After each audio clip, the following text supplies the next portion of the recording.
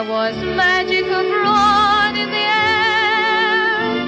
There were angels dining at the Ritz, and a nightingale sang in Berkeley.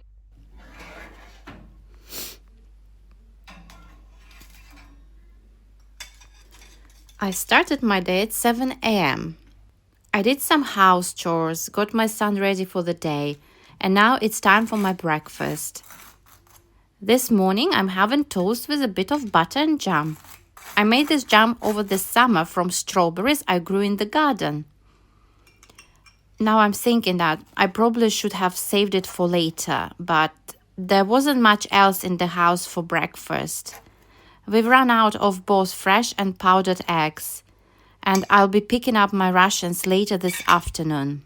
And I still have some condensed milk, so I'm going to treat myself to a cup of camp coffee with condensed milk, a bit of sweetness to start another unpredictable day.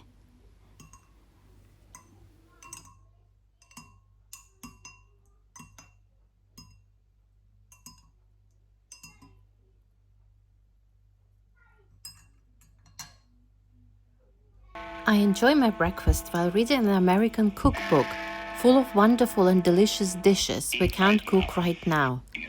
I also listen to the 8 a.m. radio news during breakfast, hoping for some good news from the front. The Italian armed forces have surrendered unconditionally, and an armistice has been granted. Broadcasting on the United Nations radio at Algiers at 5:30 this evening, General Eisenhower gave the news in these words.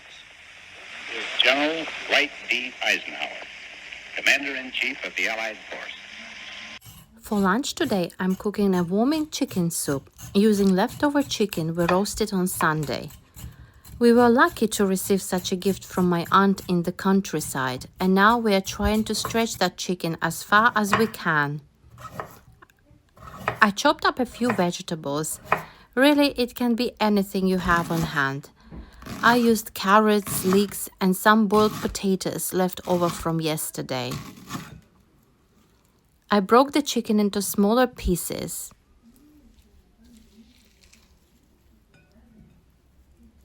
Then I melted about a teaspoon of drippings and sautéed the leeks and carrots.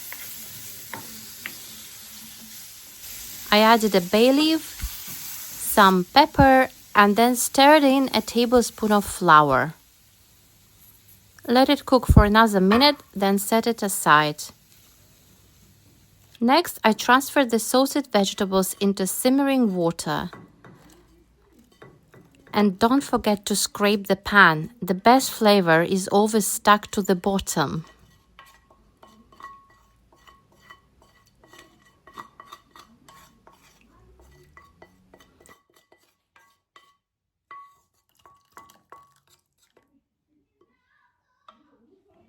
Time to add the delicious chicken.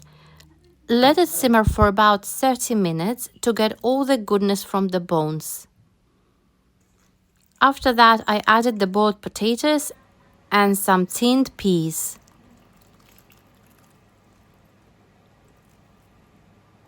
And a pinch of salt to finish. And the soup is ready, and it smells absolutely delicious. I can't wait to try it.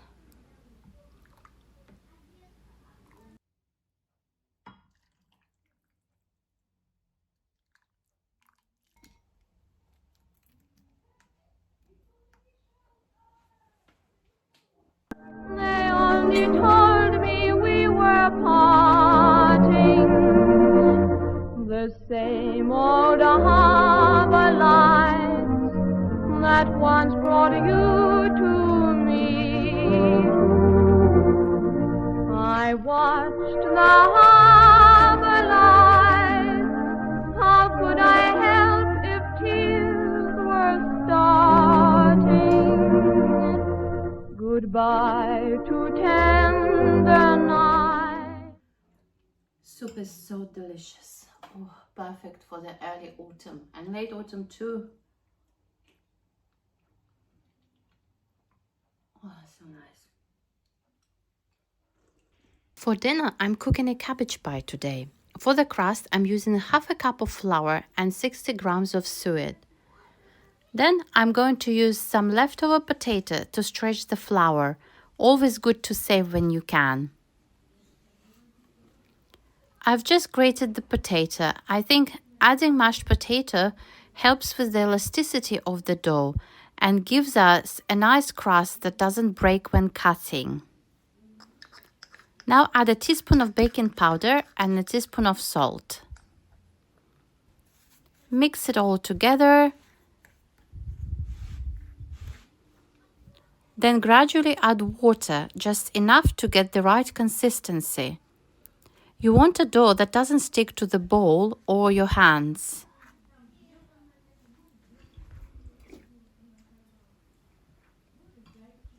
Set the dough aside and prepare your vegetables for the pie filling. I'm using a small cabbage, some leeks and a couple of carrots. Slice them up thinly.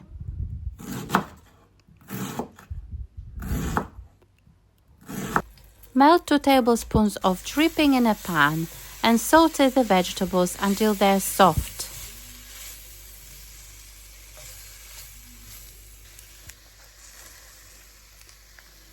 Season with salt and pepper to taste. And add the other half of the tinned peas I used earlier for soup.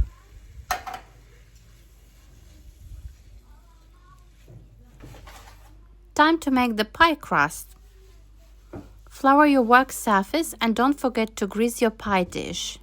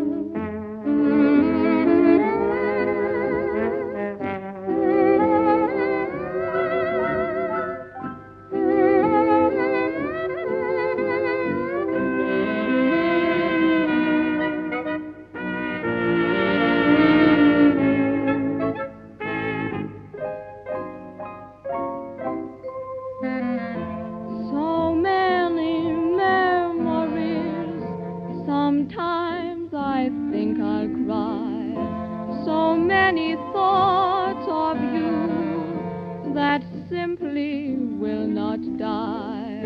All day you're wondering where you may be.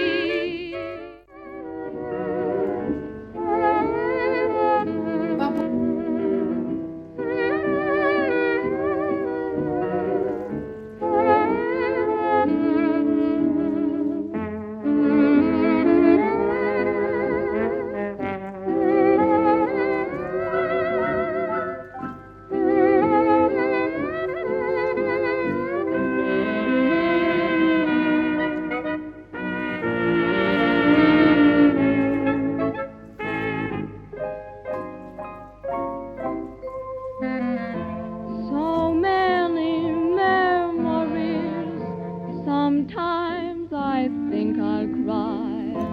So many thoughts of you that simply will not die. All day you're wondering where you may be.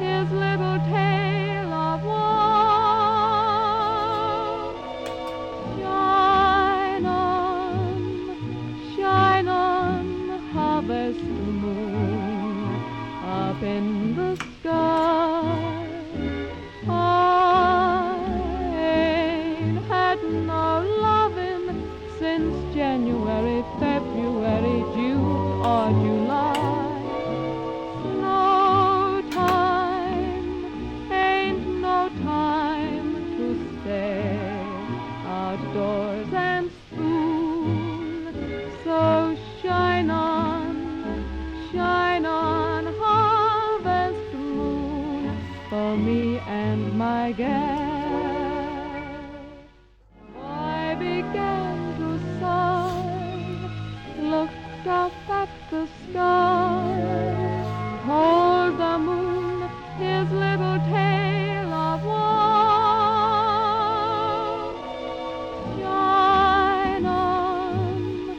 Shine on, harvest moon, up in the sky. I ain't had no lovin' since January, February, June, or July.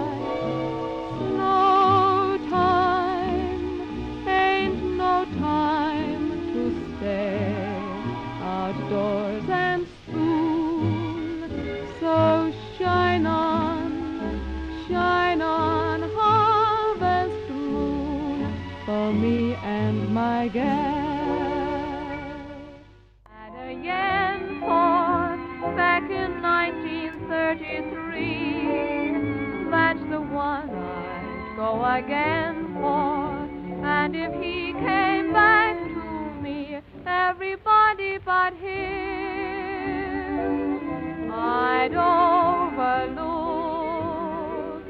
I'd have only one flame, there'd be only one name in my little red book.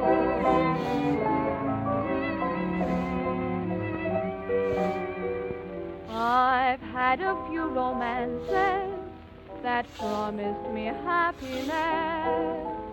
I thought they'd last forever, but I surely missed my guess.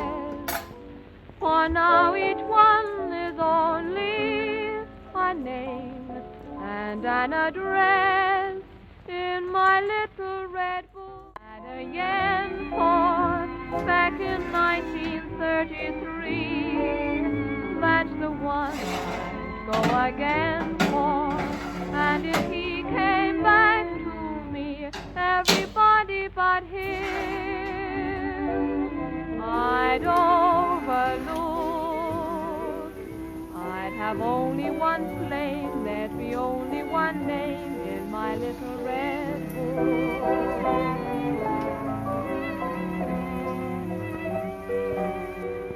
I've had a few romances that promised me happiness. I thought they'd last forever, but I surely missed my guess. For now each one is only a name and an address in my little red book.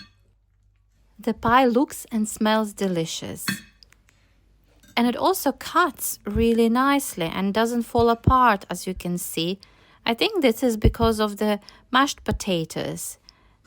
I really believe that they add elasticity to the dough. Let me know what you think about this pie.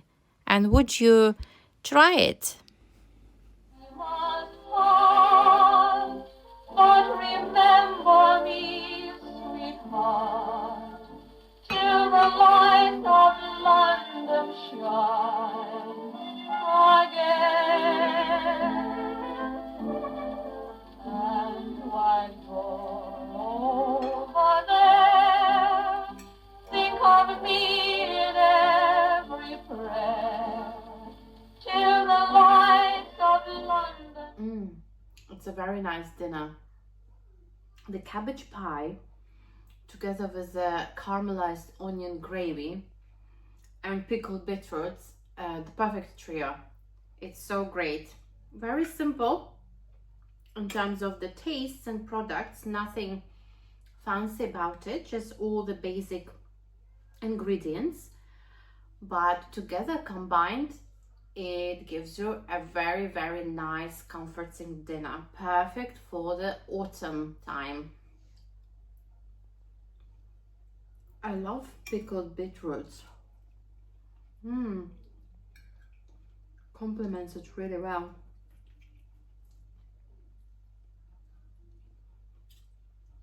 Great. Very good. We must